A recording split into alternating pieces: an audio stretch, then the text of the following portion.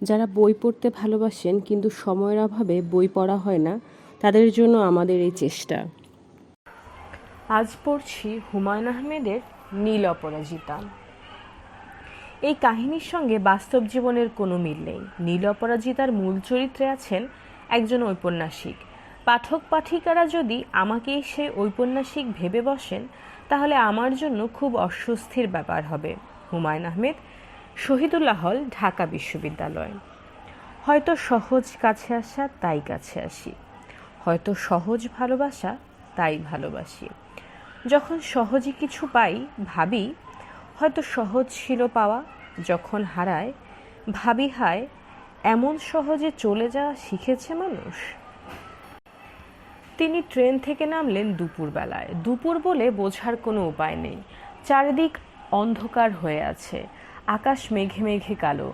বৃষ্টি এখনও নামেনি, তবে যে কোনো মুহূর্তে নামবে বলেই মনে হয়। আষাঢ় মাসে বৃষ্টি বাদলার কোনো ঠিক নেই। এই বৃষ্টি, এই রোদ। ময়মনসিংহ থেকে যখন ট্রেন ছাড়লো, তখন আকাশ ছিল পরিষ্কার, জানালার ওপাশে ঝকঝকে রোদ। 3 ঘন্টা ট্রেনে কাটিয়ে ময়মনসিংহ থেকে এসেছেন ঠাকরাকোনা নামে স্টেশনে। কত দূর হবে? 40-45 মাইল। এই অল্প দূরে আকাশের এমন অবস্থা, নাকি মেঘে মেঘে ময়মনসিংহ শহর এখন ঢেকে গেছে, কে জানে। ট্রেন ছেড়ে যাবার পর তার মনে হলো ঠিক স্টেশনে নেমেছেন তো। স্টেশনের নাম পড়েননি। পাশে বসা এক ভদ্রলোক বললেন, এটাই ঠাকরাকোনা, নামেন। তিনি অতি ব্যস্ত হয়ে জানালা দিয়ে সুটকেস, বেতের ঝুড়ি, হ্যান্ডব্যাগ নামিয়ে দিলেন। এই ব্যস্ততার কারণ অবশ্য সঙ্গে সঙ্গেই বোঝা গেল। এখানে ট্রেন 1 মিনিটের জন্য থামে। জিনিসপত্র সব নামানোর আগেই ট্রেন ছেড়ে দিল। 2টি পানির বোতল ছিল, একটি নামানো হলো, অন্যটি রয়ে গেল সিটের নিচেই। আসসালামু আলাইকুম, আপনি কি শওকত সাহেব? তিনি জবাব দিলেন না। অসম্ভব রোগা এবং আষাঢ় মাসের গরমে কালো কোট পরা লোকটির দিকে তাকিয়ে হাসলেন। স্যার, আমার নাম মোফাজ্জল করিম। আমি ময়নাতলা হাই স্কুলের অ্যাসিস্ট্যান্ট হেডমাস্টার। মোফাজ্জল করিম সাহেব 2টি হাত বাড়িয়ে দিলেন। মনে হচ্ছে হ্যান্ডশেক জাতীয় প্রক্রিয়ার ভেতর দিয়েই যেতে চান। মফস্বলের লোকজন হ্যান্ডশেক করার জন্য 2টি হাত বাড়ায়। এরা যা করে তাকে পাশ্চাত্যের হ্যান্ডশেক বলে না। প্রক্রিয়াটির নাম খুব সম্ভব মুসাহাবা, যার দ্বিতীয় অংশে আছে কোলাকুলি। এই মুহূর্তে লোকটিকে জড়িয়ে ধরার কোনো রকম ইচ্ছে তার হচ্ছে না। তিনি এমন ভাব করলেন যেন বাড়িয়ে দেওয়া হাত দেখতেই পায়নি। মোফাজ্জল করিম সাহেব তাতে খানিকটা অস্বস্তি ঠিকই বোধ করবেন, তবে মফস্বলের লোকেরা এইসব অস্বস্তি দ্রুত কাটিয়ে উঠতে পারে। করিম সাহেব, আপনি ভালো আছেন তো? জি স্যার, ভালো, খুব ভালো। আপনার কোনো তকলিফ হয় নাই তো? আমি একবার ভাবছিলাম ময়মনসিংহ থেকে আপনাকে নিয়ে আসবো। ঘরে লোকজন নাই। আমার স্ত্রী গত হয়েছে 2 বছর আগে ভাদ্র মাসে। সংসার দেখার কেউ নাই। স্যার, আপনার মালপত্র সব এইখানে? জি, তবে একটা পানির বোতল সিটের নিচে রয়ে গেছে। কি সর্বনাশ! মোফাজ্জল করিম দ্রুত স্টেশনের দিকে রওনা হলেন। তার ভঙ্গি দেখে মনে হলো পানির বোতল না, এক বাক্স হিরে জহরত সিটের নিচে রয়ে গেছে। শওকত সাহেব দীর্ঘ নিঃশ্বাস ফেললেন। পরিষ্কার বোঝা যাচ্ছে এই লোকটা যন্ত্রণা দেবে, প্রচুর কথা বলবে, কারণে অকারণে এসে সময় নষ্ট করবে। তিনি 20 দিন নিরিবিলিতে থেকে যে কাজ করতে যাচ্ছেন তা করতে দেবে না। পানির বোতল ট্রেনে রয়ে গেছে শুনে লোকটি স্টেশনের দিকে ছুটে গিয়ে প্রমাণ করল সে ব্যাককেলে ধরনের এবং অতিরিক্ত উৎসাহী। 2টো জিনিসই খুব বিপজ্জনক। মোফাজ্জল করিমকে আসতে দেখা যাচ্ছে। শওকত সাহেব আগেই লক্ষ্য করেননি, এখন লক্ষ্য করলেন লোকটির বগলে ছাতা, ডান বগলে ছাতা। সেই হিসেবে ডান হাতটা অকেজো থাকার কথা। দেখা যাচ্ছে ডান হাত খুবই সক্রিয়। ছাতাটা যেন শরীরেরই একটা অঙ্গ। স্যার, ব্যবস্থা করে আসলাম। কি ব্যবস্থা করে আসলেন? স্টেশনের মাস্টারকে বলেছি। সে টেলিগ্রাফ পাঠিয়ে দিয়েছে বারহাট্টা স্টেশনে আমার ছাত্র আছে, সে বোতল পাঠিয়ে দেবে। এত ঝামেলার কোনো দরকার ছিল না। ঝামেলা কিসের স্যার? কোনো ঝামেলা না। আপনি আমাকে স্যার বলছেন কেন? মোফাজ্জল করিম বিস্মিত গলায় বললেন, স্যার বলবো না? আপনি কি বল আপনি কি বলেন? এত বড় এত বড় একজন মানুষ, আপনি এত বড় লেখক, আজ পাঠাগায়ে এসেছেন, অজপাড়াগায়ে অজপাড়াগায়ে এসেছেন। আমাদের পরম সৌভাগ্য। আমি একবার ভেবেছিলাম স্কুল ছুটি নিয়ে সব ছাত্রদের নিয়ে আসি। শকত সাহেব আঁতকে উঠলেন। কি ভয়াবহ কথা! এই বিপজ্জনক মানুষটি কি তার কেয়ারটেকার হিসেবেই থাকবে? মনে হচ্ছে প্রথম দিনই জীবন অতিষ্ঠ করে তুলবে। স্যার, স্টেশন মাস্টার সাহেব এক কাপ চা খাওয়ার দাওয়াত দিয়েছেন, চলেন যাই। চা এখন খেতে ইচ্ছে করছে না। একটা চুমুক দিবেন, না হলে মনে কষ্ট পাবে। এরা বিশিষ্ট লোক তো কখনো দেখে না। আপনার নামও শোনে নেই, বই পড়া তো দূরের কথা। দোষ নাই কিছু, অজপাড়া গায়ের জায়গা। স্যার আসেন, জিনিসপত্র নিয়ে চিন্তা করবেন না, লোক লাগিয়ে দিয়েছি। এরা নৌকায় নিয়ে তুলে ফেলবে। নৌকায় যেতে হবে নাকি? জি, বেশি সময় লাগে না, 1.5 থেকে 2 ঘন্টা। বাতাস আছে, পাল তুলে দিব, শাঁ শাঁ করে চলে যাব। স্যার চলেন, চাটা খেয়ে আসি।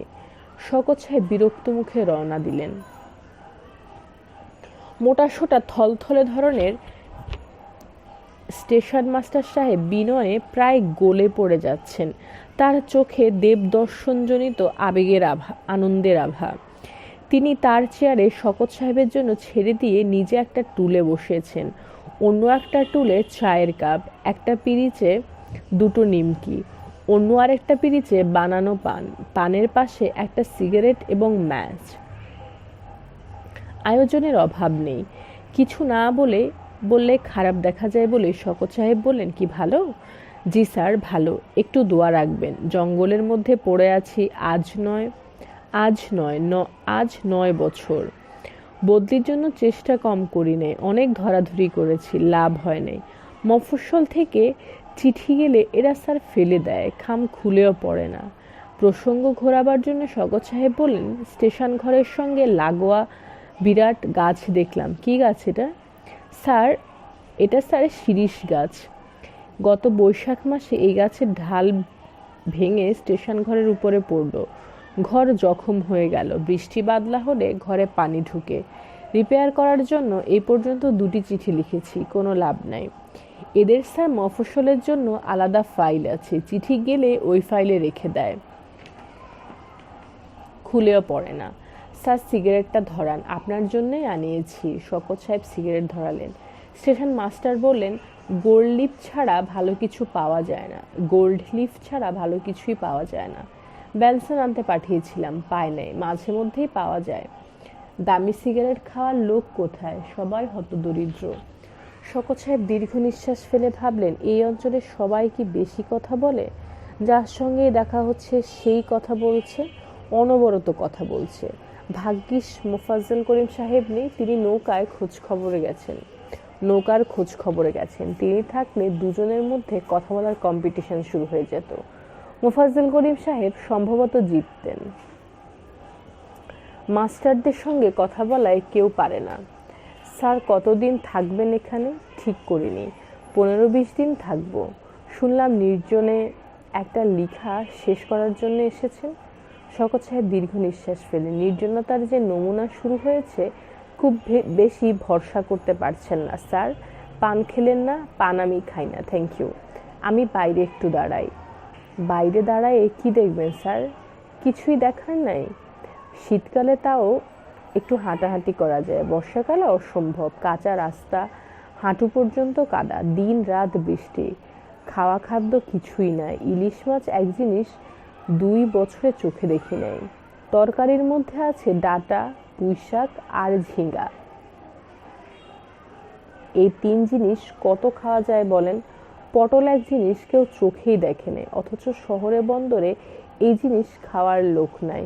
শকত সাহেব স্টেশনের ঘর থেকে বের হয়ে এলেন এবং তক্ষুনি ঝেঁপে বৃষ্টি এলো। শিরীষ গাছের ঘন পাতায় বৃষ্টি আটকে যাচ্ছে। কতক্ষণ এরকম থাকবে কে জানে। শকত সাহেব মুগ্ধ হয়ে গাছ, বৃষ্টি এবং দূরের মাঠ দেখতে লাগলেন। সামনে অনেকখানি ফাঁকা, দৃষ্টি অনেক দূর পর্যন্ত ছড়িয়ে যায়। শহরের সঙ্গে গ্রামের এই বোধ হয় তফাৎ। শহরে বৃষ্টি আটকে যায়, গ্রামে আটকায় না। মাথা ছাতায় মোফাজ্জল করিম হনহন করে আসতে দেখা যাচ্ছে। পায়ের জুতা জোড়া খুলে তিনি হাতে নিয়ে নিয়েছেন, প্যান্ট ভাঁজ করে হাঁটু পর্যন্ত তুলে নিয়েছেন। শওকত সাহেব আটকে উঠলেন। তাকেও কি এইভাবেই যেতে হবে? বৃষ্টির জোর খুব বেড়েছে। শিরিষ গাছের একটিমাত্র ডালে ৬-৭টা কাক বসে বসে ভিজছে, অন্য ডালগুলি ফাঁকা। কাকরা কি একটি বিশেষ ডাল বৃষ্টির জন্য আশ্রয় হিসেবে ব্যবহার করে? এই ডালটি নিশ্চয়ই কোনো সুবিধা আছে। স্টেশন মাস্টার সাহেবও ছাতা হাতে বের হয়েছেন। তিনি নিজে ছাতা মেলে শওকত সাহেবের মাথার উপর ধরলেন। বিরক্ত মুখে বললেন, এই যে বৃষ্টি শুরু হয়েছে, খুব কম করে হলেও ৭ দিন থাকবে। শওকত সাহেব বললেন, একটা মজার জিনিস দেখুন তো। এতগুলি ডাল থাকতে কাকরা সবাই একটা ডালেই বসে আছে কেন? পশু পাখিরা কি স্যার কোনো বুদ্ধি শুদ্ধি আছে? একজন একটা ডালে বসেছে, গোষ্ঠী সুদ্ধা সেই ডালে গিয়েই বসেছে। স্যার ভেতরে চলেন, বৃষ্টিতে ভিজতেছেন। আপনি ছাতাটা আমার হাতে দিয়ে চলে যান, বৃষ্টি দেখতে আমার ভালোই লাগছে। ১ দিন ২ দিন লাগবে স্যার, তারপর দেখবেন যন্ত্রণা। গ্রাম দেশের সবচেয়ে খারাপ সময় হলো বর্ষাকাল।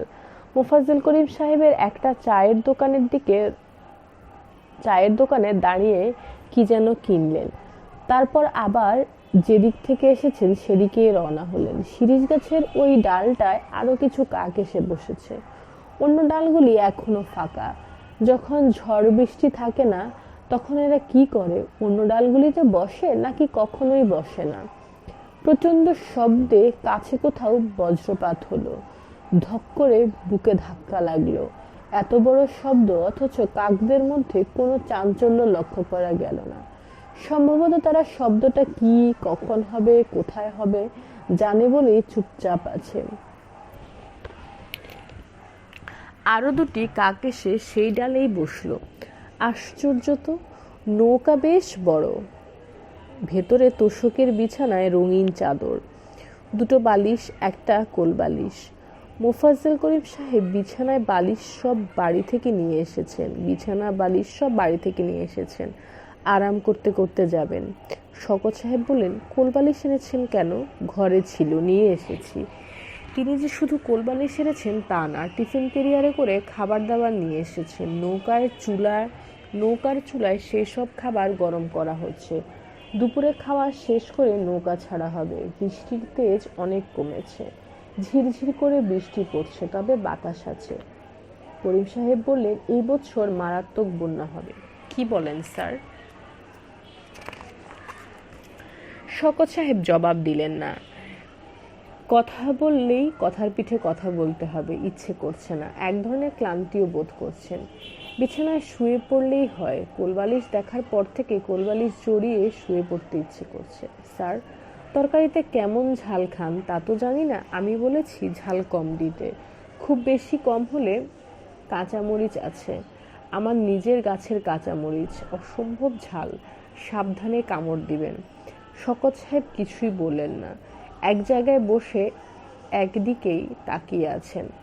চোখের সামনের দৃশ্য এখন খানিকটা একঘেয়ে হয়ে গেছে। নৌকায় চুলা থেকে ভেজা কাঠের কারণে প্রচুর ধোঁয়া আসছে, চোখ জ্বালা করছে। ধোঁয়া অন্যদিকে সরানোর জন্য করিম সাহেব তালপাতার একটা পাখা দিয়ে ক্রমাগত হাওয়া করে যাচ্ছেন। এতে কোনো লাভ হচ্ছে না, বরং ধোঁয়া আরো বেশি হচ্ছে। করিম সাহেব, জি স্যার। আমি আপনাকে একটা কথা বলতে চাচ্ছি, কিছু মনে করবেন না। যদি কিছু মনে না করেন অবশ্যই বলেন স্যার। অবশ্যই বলবেন স্যার, অবশ্যই। আমি মানুষজনের সঙ্গে কথাবার্তা বলতে তেমন আগ্রহ বোধ করি না, ভালো লাগে না, চুপচাপ থাকতেই পছন্দ করি। সেটা আপনাকে বলতে হবে না, আপনাকে দেখেই বুঝেছি। স্টেশন মাস্টার সাহেবকে এই কথাই বলেছিলাম।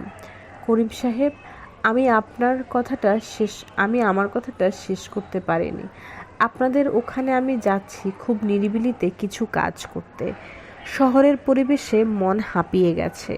নতুন পরিবেশের কোনো ছাপ লিখায় পড়ে কিনা সেটাই দেখতে চাচ্ছি। কাজে আমি যা চাই তা হচ্ছে নিরিবিলি। স্যার, আপনাকে কেউ বিরক্ত করবে না। গ্রামের লোকজন যদি আসেও সন্ধ্যার পর আসবে। এরা আপনার কাছে থেকে দু একটা মূল্যবান কথা শুনতে চায়। আমি কোনো মূল্যবান কথা জানি না। এটা তো স্যার আপনি বিনয় করে বলছেন। না, বিনয় করে বলছি না। বিনয় ব্যাপারটা আমার মধ্যে নেই।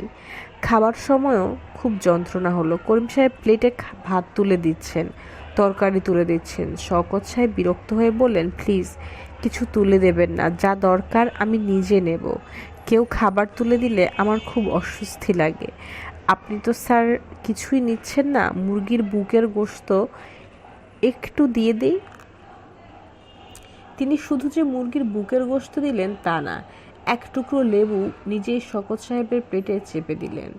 কাগজি লেবু স্বাস্থ্যের জন্য ভালো। আমার গাছের কাগজি স্যার, ভালো।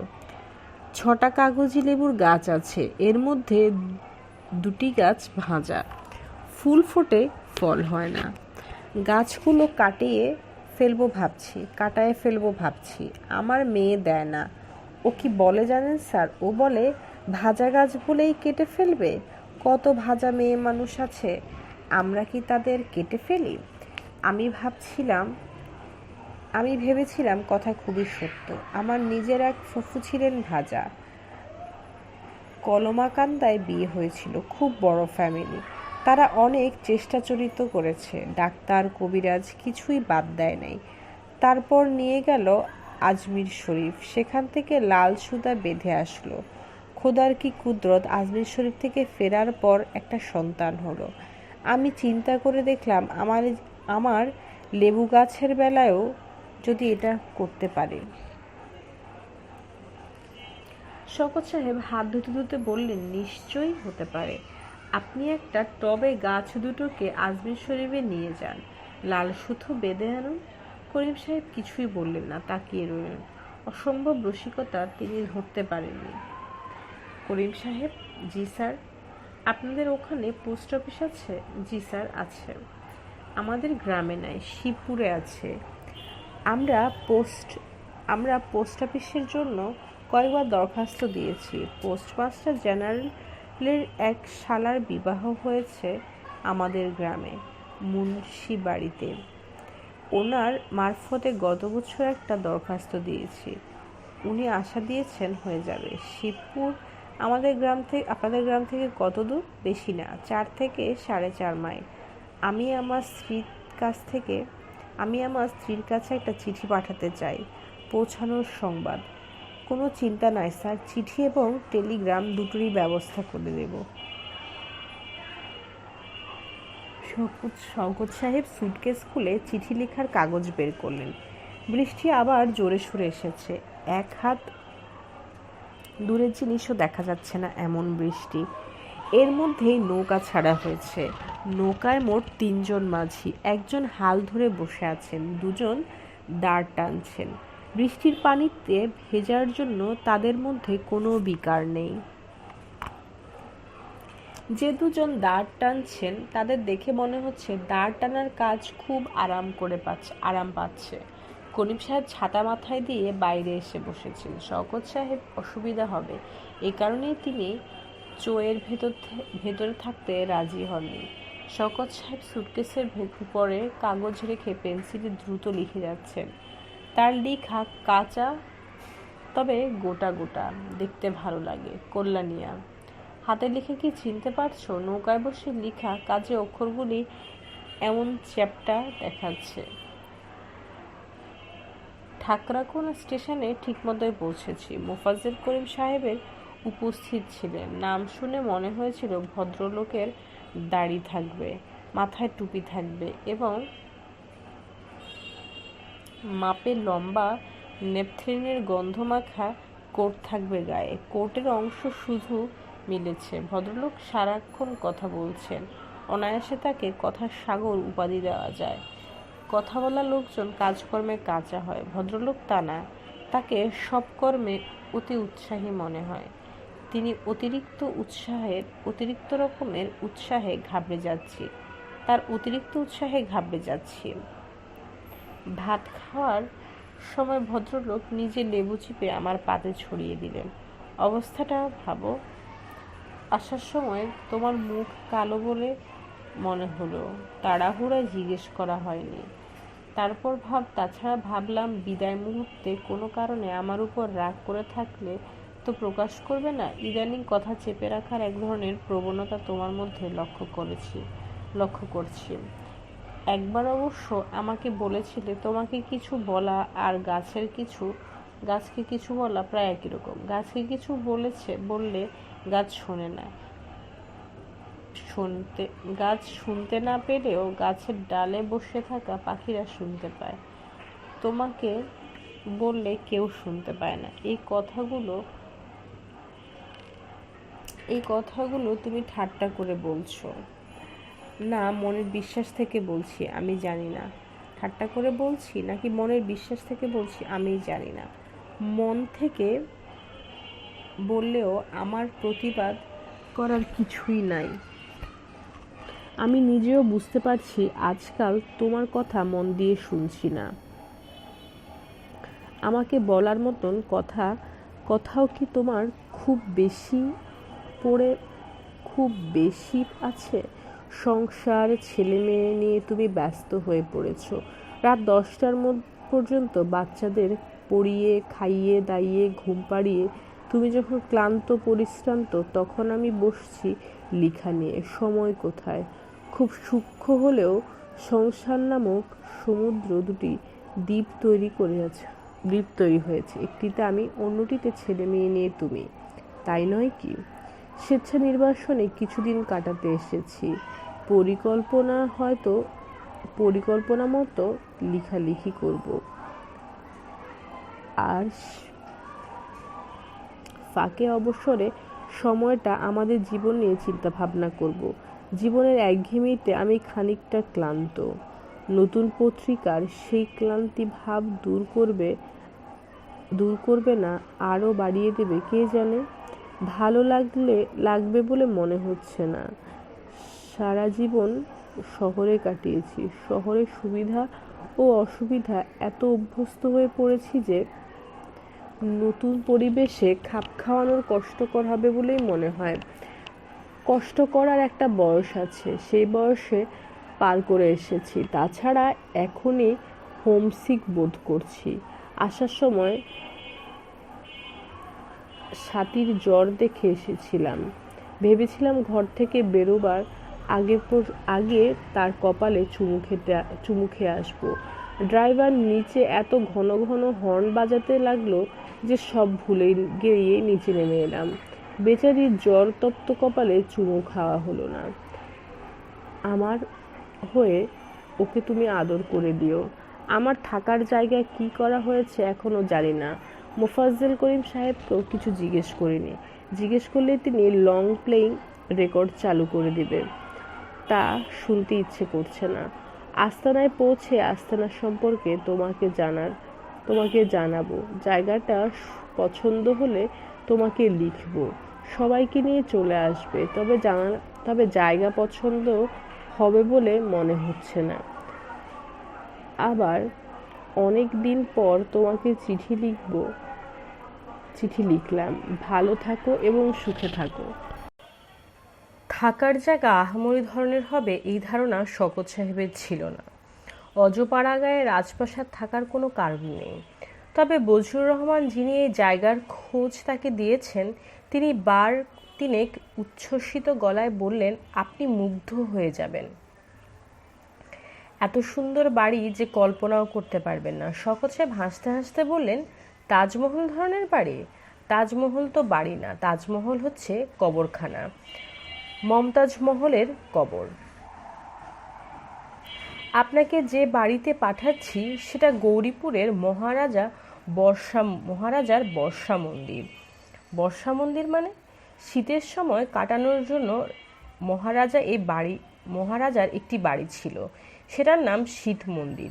তেমনি বর্ষাকাল কাটানোর জন্য একটা বাড়ি, তার নাম বর্ষা মন্দির। দোতলা বাড়ি, বৃষ্টির শব্দ যাতে শোনা যায় সেজন্য বাড়ির ছাদ টিনের। বৃষ্টি দেখার জন্য বিরাট টানা বারান্দা। উত্তরেও বারান্দা, দক্ষিণেও বারান্দা। উত্তরের বারান্দায় দাঁড়ালে গাঢ় পাহাড় দেখা যায়। দক্ষিণের বারান্দা দাঁড়ালে দেখবেন সোহাগী নদী। কি নদী? সোহাগী নদী। বর্ষাকালে যাবেন, নদী থাকবে কানায় কানায় ভরা। বৃষ্টির ফোঁটা নদীতে পড়লে কি যে সুন্দর দেখা যায় তা ওই বাড়ির বারান্দায় না দাঁড়ালে বুঝবেন না। বাড়িটার চারদিকে কদম গাছ, কদমের গাছ।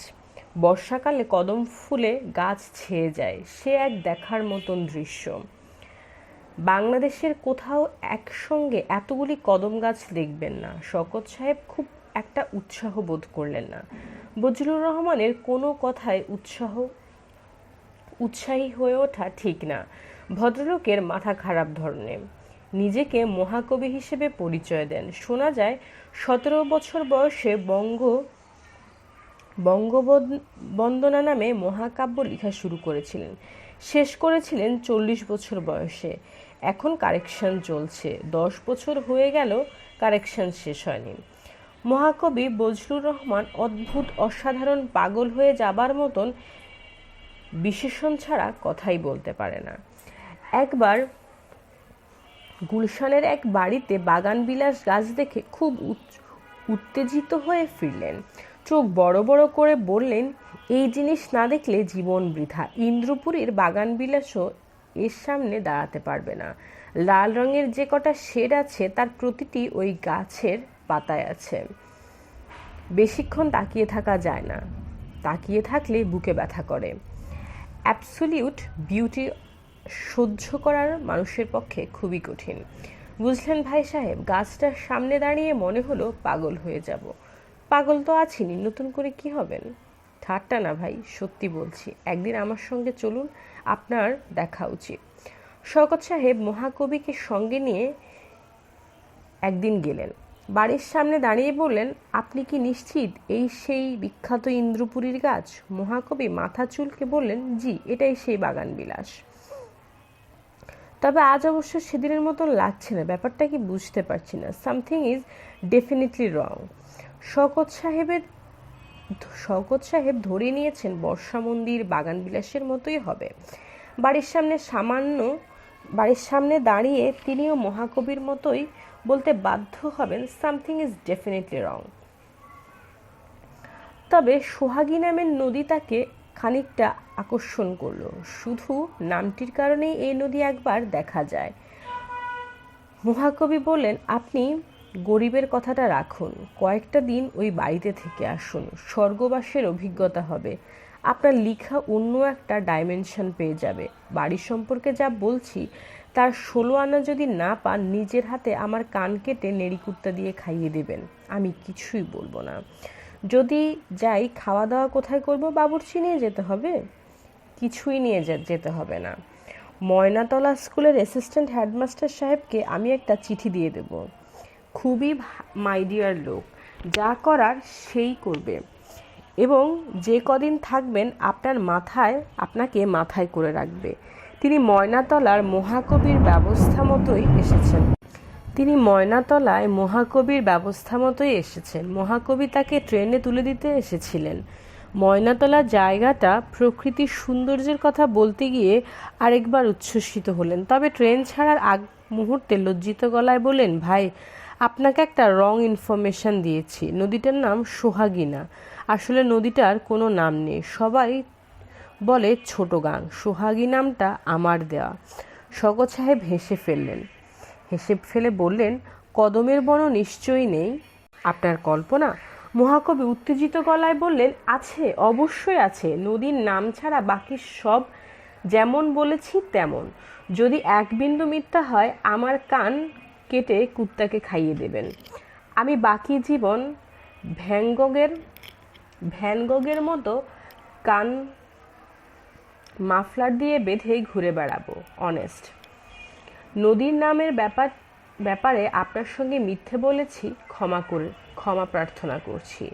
নাম তো বড় না, জিনিসটাই বড়। অসাধারণ নদী, একবার সামনে দাঁড়ালে পাগল হয়ে যেতে ইচ্ছে করে।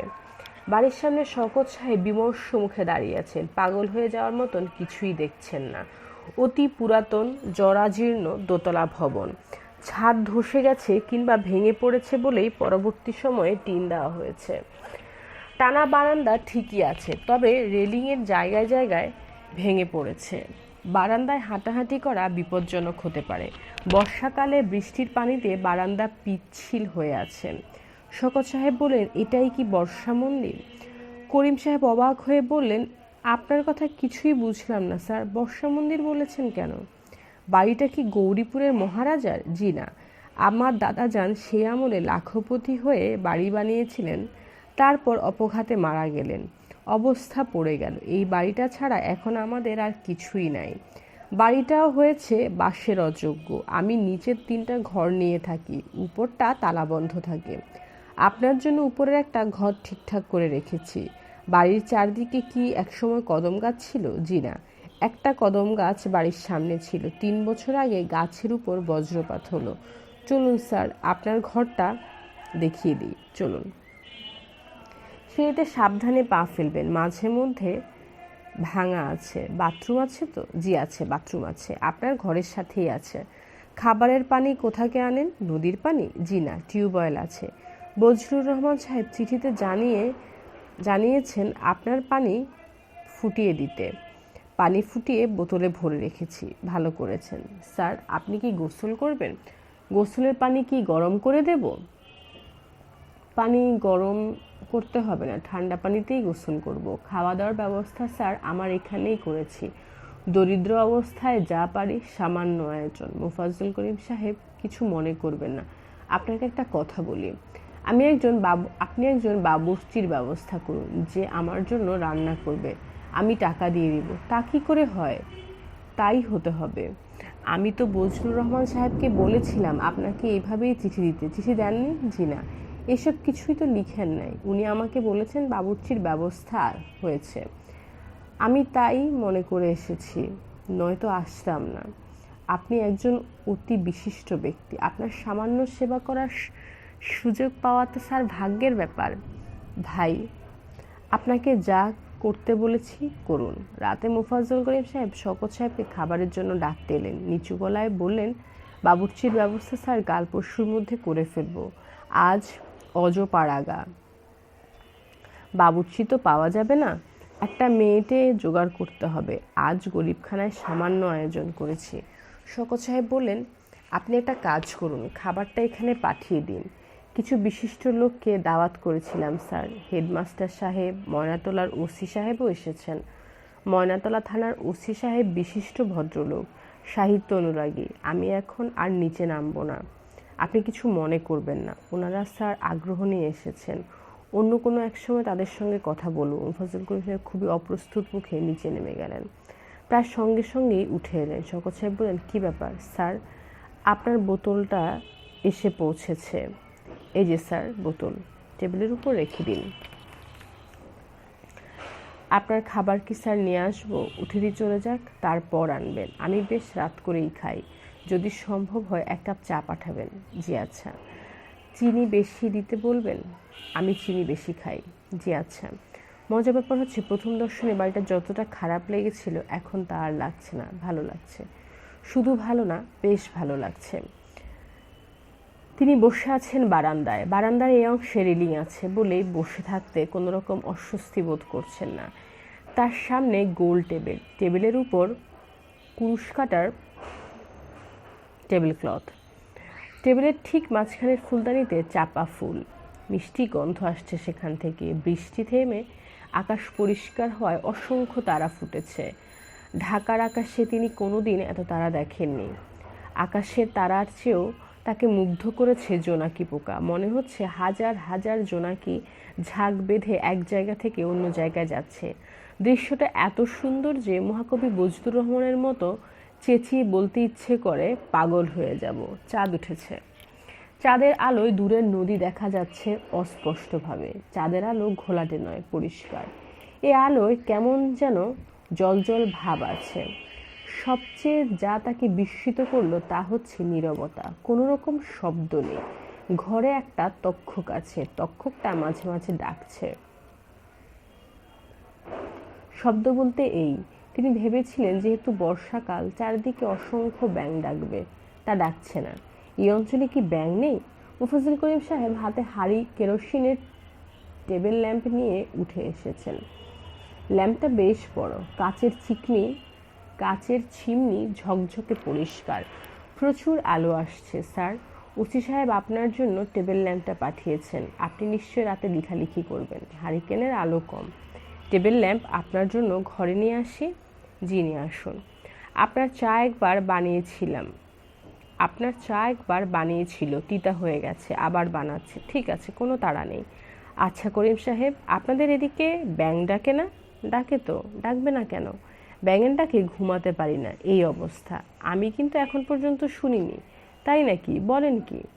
শকত সাহেব হেসে বললেন, ব্যাঙ না ডাকার জন্য আপনাকে খুব লজ্জিত মনে হচ্ছে? মোফাজ্জল করিম কি বলবেন ভেবে পেলেন না। ব্যাঙ না ডাকায় তার আসলেই খারাপ লাগছে। শহর থেকে এসেছেন লেখক মানুষ, ব্যাঙের ডাক, ঝিঝির ডাক এসব শুনতে চান। স্যার, একটা হারিকেন কি বাইরে দিয়ে যাব? অন্ধকারে বসে আছেন, অসুবিধে নেই। অন্ধকার দেখতেই বসেছি। আলো নিয়ে এলে তো আর অন্ধকার দেখা যাবে না, তাই না? অবশ্যই স্যার, অবশ্যই। আলো থাকলে অন্ধকার কি করে দেখা যাবে? পুষ্প বলল, বাবা, এখন কি ওনাকে খাবার দিয়ে আসবে? 11টা বাজতে 5 মিনিট বাকি। খাবার গরম করব? মোফাজ্জল করিম বিছানায় শুয়েছিলেন। সারাদিনের ক্লান্তিতে তার তন্দ্রার মতন এসে গিয়েছিল। মেয়ের কথায় উঠে বসলেন। খাবার গরম করব বাবা? করে ফেল। তোমার কি শরীর খারাপ করছে? না না। মন খারাপ নাকি বাবা? করিম সাহেব বিস্মিত হয়ে বললেন, মন খারাপ হবে কেন? ওই যে ভদ্রলোক আমাদের সঙ্গে খেতে এলেন না, তুমি এত আগ্রহ করে সবাইকে দাওয়াত করলে। লেখক মানুষ, তাদের মন টন অন্যরকম। লেখক হলেই বুঝি অভদ্র হতে হবে? এই ধরনের মানুষেরা ভদ্রতার ধার ধারেন না, তাদের যা ইচ্ছা তাই করেন। কে কি ভাবলো এইসব নিয়ে মাথা ঘামান না। এইসব নিয়ে মাথা ঘামাই আমরা সাধারণ মানুষরা। পুষ্প কেরোসিনের চুলায় খাবার গরম করলেন। করিম সাহেব মেয়ের পাশে এসে বসলেন। মেয়েটার অনেক কষ্ট করেছে, সারাদিন একা একা রান্নাবান্না করেছে। গায়ে জ্বর ছিল, জ্বর নিয়েই করতে হয়েছে। অন্য সময় মতির মা সাহায্য করে। গত 3 দিন মতির মাও আসছে না। পুষ্প, তোর গায়ে কি জ্বর আছে? না। দেখি হাতটা দেখি। পুষ্প হাত বাড়িয়ে দিল। করিম সাহেব লক্ষ্য করলেন হাত তপ্ত। না বললি কেন? জ্বর তো আছে। আগুনের কাছে বসে আছি, এজন্যই গা গরম। বাবা, ভদ্রলোক কি খুব রাগী? আরে ধুর, রাগী হবে কেন? কথা কম বলেন। কেউ কথা বেশি বললে বিরক্ত হন। তাহলে তো আমার উপর খুব বিরক্ত হয়েছেন। তুমি যা কথা বলো। আমি বেশি কথা বলি? তাহলে তো তোমার উপর খুব বিরক্ত হয়েছেন। তুমি যা কথা বলো, আমি বেশি কথা বলি? বলো তো। মন ভালো থাকলে অনর্গল কথা বলো। কতক্ষণ কথা না বলে চুপচাপ শুয়েছিলে, তাই ভাবলাম তোমার বোধহয় মন খারাপ। আমার মন মোটেই খারাপ না, খুবই ভালো। এত বড় একজন মানুষ আমাদের সঙ্গে আছেন, ভাবতেই কেমন লাগে। গত সপ্তাহে ক্লাস 6-এর র্যাপিড রিডারে ওনার যে গল্পটা আছে সেটা ছাত্রদের বুঝিয়ে দিলাম। কোন গল্পটা? মতিনের সংসার। গল্পটা বেশি ভালো না। কি বলিস তুই? ভালো না? অসাধারণ গল্প। আমার কাছে অসাধারণ মনে হয়নি বাবা। সব কিছু গরম হয়ে গেছে। তুমি ইউনুসকে বলো উপরে নিয়ে যাক। ইউনুস নিয়ে যাবে কি? আমি নিয়ে যাব? এত বড় একজন মানুষের খাবার আমি স্কুলের দপ্তরিকে দিয়ে পাঠাবো? কি ভাবিস তুই আমাকে? পুষ্প ক্ষীণস্বরে বলল, বাবা, আমি কি তোমার সঙ্গে আসবো? আয়। আসবি না কেন? পরিচয় করিয়ে দেব। উনি আবার রাগ করবেন না তো? রাগ করবেন কেন? রাগ, ঘৃণা এসব হচ্ছে আমাদের মতন সাধারণ মানুষদের ব্যাপার। ওনারা তো সাধারণ মানুষ না। এই যে সন্ধ্যাবেলায় এসে বারান্দায় বসেছে, এখনো গিয়ে দেখবি সে একইভাবে বসে আছে। মনে হয় খুব অলস ধরনের মানুষ। অলস ধরনের মানুষ এইভাবেই বসে থাকে, শুয়ে ঘুমায়। বাবা, আমি কি এই কাপড়টা পরে যাব না বদলাবো? বদলে শাড়ি পর, হাত মুখ ধুয়ে নে। উনি আবার ভাববেন না তো যে ওনার সঙ্গে দেখা করার জন্য শাড়ি বদলে সেজে গুজে গেছি? কিছুই ভাববেন না। এ ধরনের মানুষ কে কি পরলো না পরলো, কে সাজলো কে সাজলো না, এসব নিয়ে মোটেও মাথা ঘামায় না। তাদের অনেক বড় ব্যাপার নিয়ে চিন্তা করতে হয়, ছোট ব্যাপার নিয়ে চিন্তা করার তাদের সময়ই নেই। কিন্তু বাবা, উনি তো ঔপন্যাসিকরা নিশ্চয়ই ওইসব ব্যাপার খুব খুঁটিয়ে দেখেন, না দেখলে লিখবেন কি করে? সেটাও একটা কথা। তাহলে থাক, কাপড় পাল্টানোর দরকার নেই। না বাবা, কাপড় পাল্টেই যাই। আমাকে 10 মিনিট সময় দাও বাবা, গোসল করে ফেলি। গায়ে জ্বর, গোসল করবি? রান্না বান্না করেছি, গা কুটকুট করছেন। আবার তো সব ঠান্ডা হবে, আবার গরম করব। বাবা, আরেকটা কথা, আমি কি ওনাকে পা ধরে সালাম করব? শওকত সাহেব বারান্দা ছেড়ে ঘরে ঢুকলেন। সুটকেস খুলে দেখলেন রেনু জিনিসপত্র কি কি দিয়েছেন। এক গাদা বই থাকবে বলাই বাহুল্য। ঢাকায় বই পড়ার তো সময় হয় না। বাইরে এলে বই পড়ে প্রচুর সময় কাটান। রেনু তার নিজের পছন্দের বই এক গাদা দিয়ে দেয়। তার মধ্যে মজার মজার কিছু বই থাকে। যেমন একবার বইগুলির মধ্যে একটা অষ্টাঙ্গ সংগ্রহ গ্রন্থ পরিচয় লিখা আয়ুর্বেদ শাস্ত্রের মূল তত্ত্ব বিষয়ক গ্রন্থ। এই বই দেওয়ার মানে কি? রেনু কি তাকে আয়ুর্বেদে পণ্ডিত বানাতে চায়? তিনি কয়েক পাতা উল্টালেন। বিচিত্র সব কথাবার্তা বইটিতে লিখা। পান খাওয়ার নিয়ম, পূর্বাহ্নে সুপারি অধিক দিয়া, মধ্যাহ্নে ক্ষয়ের অধিক দিয়াও, রাত্রে চুন অধিক দিয়া পান খাইতে হয়। পানের অগ্রভাগ, মূলভাগ এবং মধ্যভাগ বাদ দিয়া পান খাইতে হয়। পানের মূলভাগ খাইলে ব্যাধি, মধ্যভাগে আয়ুক্ষয় এবং অগ্রভাগ খাইলে পাপ হয়। পানের প্রথম পিক বিষতুল্য, দ্বিতীয় পিক দুর্জর, তৃতীয় পিক সুধাতুল্য, উহা খাওয়া উচিত। স্যার, আসবো? শওকত সাহেব তাকিয়ে দেখলেন করিম সাহেব তার মেয়েকে নিয়ে উপস্থিত হয়েছেন। দুজনের হাতে দুটি ট্রে, রাতের খাবার। পেছনে পেছনে আরেকজন আসছে, তার হাতে পানির জগ, গ্লাস, চিলুমতি। করিম সাহেব বললেন, স্যার, আমার মেয়ে পুষ্প। আপনার একটাই মেয়ে? ময়মনসিংহে? আমার একটাই মেয়ে, ময়মনসিংহে থাকে, হোস্টেলে থেকে পড়ে, এবার আইয়ে দেবে। পরীক্ষার ছুটি দিয়েছে। ও ভেবেছিল হোস্টেলে থেকেই পড়াশোনা করবে। আমি বললাম, মা চলে আয়, একা একা থাকি। সে চলে এসেছে। চলে আসায় খুবই ক্ষতি হয়েছে। ঘর সংসার সবই এখন তার দেখতে হয়। এখন ভাবছি হোস্টেলে দিয়ে আসবো। পুষ্প মেঝেতে ট্রে রেখে এগিয়ে এসে পা ছুঁয়ে সালাম করলো। শওকত সাহেব খানিকটা বিব্রত বোধ করলেন। কদমবুসি করলে মাথায় হাত দিয়ে আশীর্বাদের মতন কিছু কথা বলার নিয়ম আছে, তিনি কিছুই তা করলেন না, কখনো তা করতে পারেন না। পুষ্প বলল, স্যার, আপনার শরীর কেমন? মেয়েও বাবার মতোই তাকে স্যার ডাকছে, প্রশ্ন করেছে বোকার মতো। তিনি যদি এখন শরীর ভালো না বলেন, শরীর খুবই খারাপ, তাহলে মেয়েটি হকচকিয়ে যাবেন। পরের কথা কি বলবেন ভেবে পাবেন না। তিনি তাকিয়ে আছেন পুষ্পর দিকে। মেয়েটিকে অস্বাভাবিক রকমের স্নিগ্ধ লাগছে। স্নান করার পর পর ক্ষণস্থায়ী যে স্নিগ্ধতা চোখে মুখে ছড়িয়ে থাকে, সেই স্নিগ্ধতা। মেয়েটি কি এখানে আসার আগে স্নান করেছে? সম্ভবত করেছে। চুলে আর্দ্র ভাব। মেয়েটির গায়ের রং অতিরিক্ত ফর্সা। শুধুমাত্র ফর্সা রঙের কারণে যে মেয়েটির ভালো বিয়ে হবে। মেয়েটার মুখ গোলাকার। মুখটা একটু লম্বাটে হলে ভালো হতো। একে কি রূপবতী বলা যাবে? হ্যাঁ, যাবে। মেয়েটি রূপবতী, তবে আকর্ষণীয় নয়। রূপবতীদের দিকে তাকিয়ে থাকতে ইচ্ছে করে, কিন্তু কাছে যেতে ইচ্ছে করে না। যারা আকর্ষণীয় তাদের নিজেদের দিকে প্রবলভাবে আকর্ষণ করে। মোফাজ্জল করিম সাহেব বললেন, ওর নাম স্যার পুষ্প, আসলে পুষ্প না, ওর নাম নাজনীন। আমরা ডাকতাম নাজু। একদিন ওর বড় মামা এসে বললেন, নাজু ফাজু আবার কিরকম নাম? এত সুন্দর মেয়ে, নাম হলো পুষ্প, সেই থেকে পুষ্প নাম। শওকত সাহেব কেন যেন বিরক্ত বোধ করলেন। পিতা এবং কন্যা আগ্রহ নিয়ে তার সামনে বসে আছে। এরা তার কাছ থেকে মুগ্ধ এবং বিস্মিত হবার মতন কিছু শুনতে চায়, এমন কিছু যা 10 জন শুনবে না, যা 10 জন শোনাবে না, তিনিই বলবেন। এ ধরনের অভিনয় করতে হবে, অন্যদের থেকে আলাদা হওয়ার অভিনয়। আশেপাশে মানুষজনকে চমৎকৃত করতে হবে। পৃথিবীর সব বড় মানুষেরাই গ্রহের মতো। তাদের আশেপাশে যারা আসবে তারাই উপগ্রহ হয়ে গ্রহের চারপাশে পাক খেতে থাকবে। কোনো মানে হয় না। মেয়েটা এসেছে, আগ্রহ নিয়ে তাকিয়ে আছে তার দিকে। তাকে কিছু একটা বলতে হবে, ইন্টারেস্টিং কিছুই মাথায় আসছে না। তিনি এক ধরনের যন্ত্রণা বোধ করছেন। তিনি থেমে থেমে বললেন, পুষ্প খুব ভালো নাম, তবে পুষ্প না হয়ে কোনো বিশেষ ফুলের নাম হলে আরও ভালো হতো।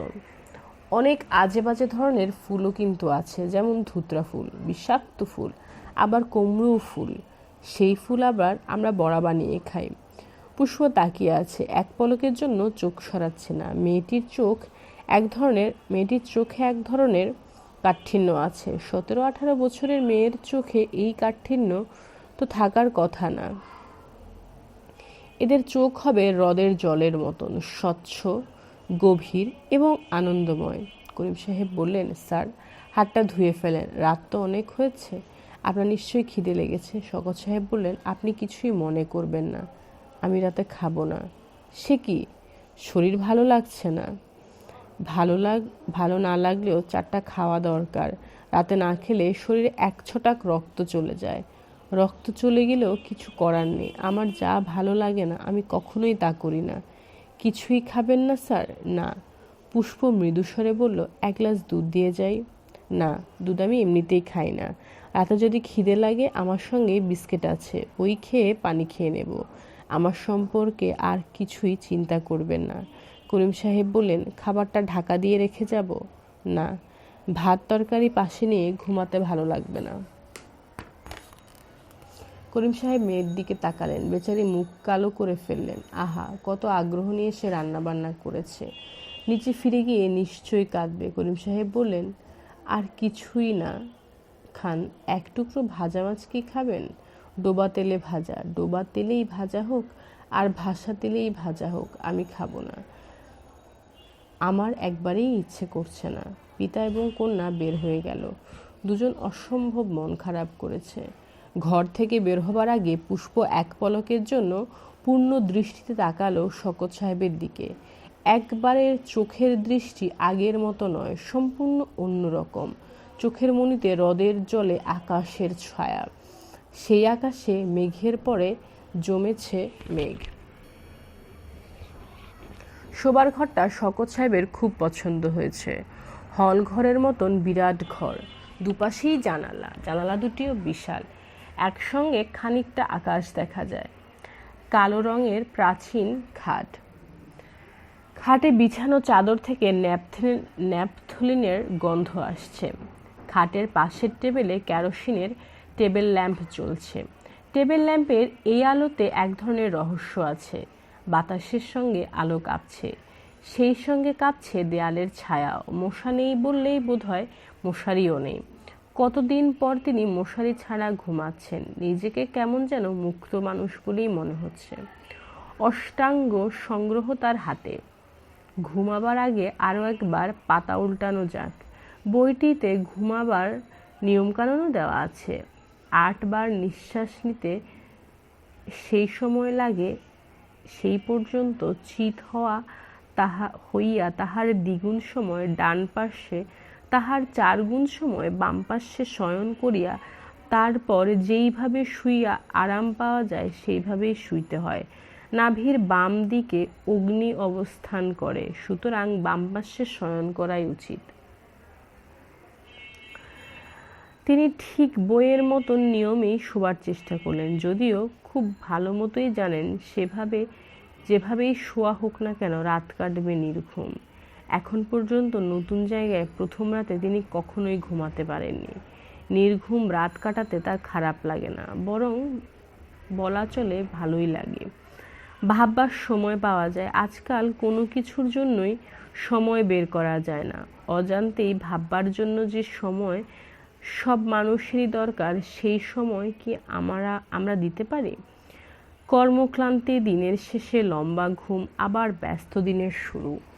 জেগে থাকার এক ধরনের গোপন ইচ্ছা ছিল বলেই বোধহয় অল্প সময়ের ভিতরে ঘুমে চোখ জড়িয়ে এলো। ঘুমের ভেতর কি এক তিনি বিচিত্র একটি স্বপ্ন দেখলেন। একটি ঘরের খাটে তিনি শুয়ে আছেন, তার মন কি কারণে অসম্ভব খারাপ।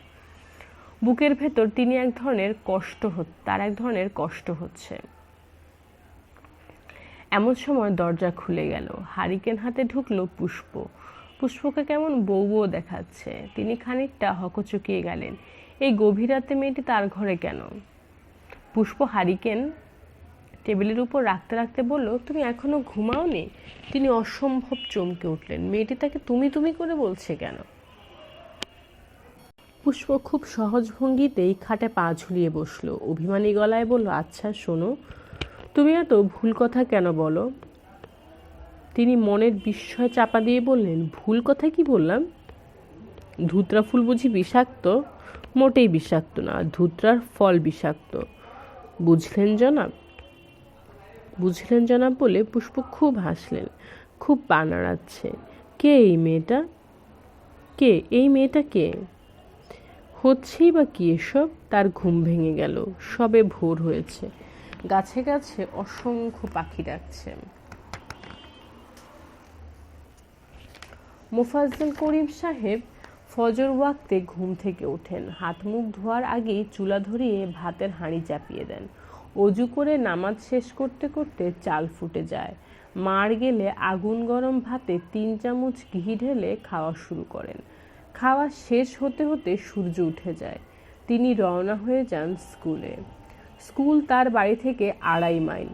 বর্ষাকালে নৌকায় অনেক ঘুরে পথে যেতে হয়, 2 থেকে 2.5 ঘন্টা মতো লাগে। স্কুলে পৌঁছাতে হয় 8টার আগে। যারা এবার এসএসসি দিতে যাচ্ছে তাদের স্পেশাল কোচিং হয় 8টা থেকে 10টা। তার উপর দায়িত্ব হলো অঙ্ক এবং ইংরেজির।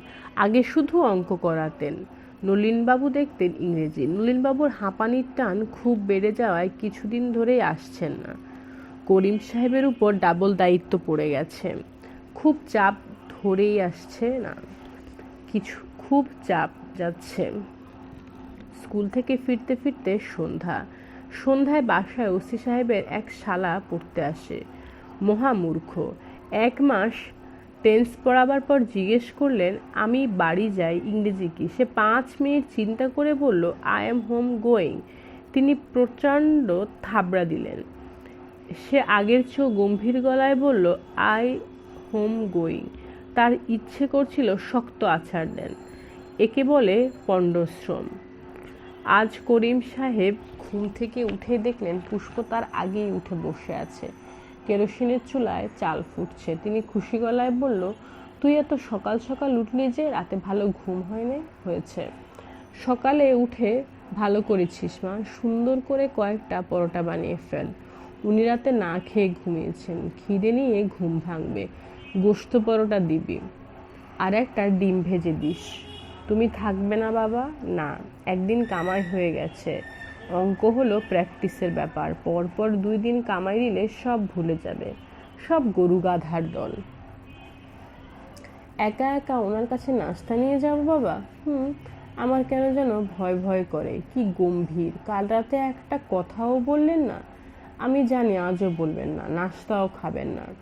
তাছাড়া আমার পরোটা ভালো হয় না বাবা। তুই একটা ভুল করছিস মা, এইসব মানুষ খাওয়া খাদ্য নিয়ে মোটেই মাথা ঘামায় না।